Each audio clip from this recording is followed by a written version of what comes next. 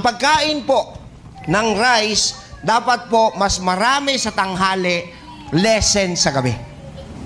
Kasi kailangan ng katawan mo na i-digest ito. Napakataas po ng tinatawag na complex carbohydrates na nahihirapang tunawin.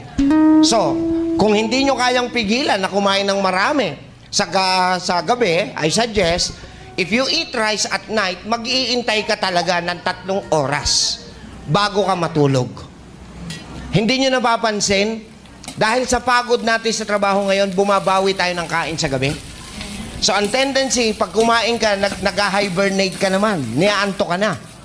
So, pag natulog ka, wala na nagme-metabolize. Wala nang nagdadigest ng kinain mo. Kaya, ang tendency, lahat ng mahilig kumain ng kanin at natutulog agad, nagsisilaki o tumataba sila. Kasi walang nagda-digest. Okay?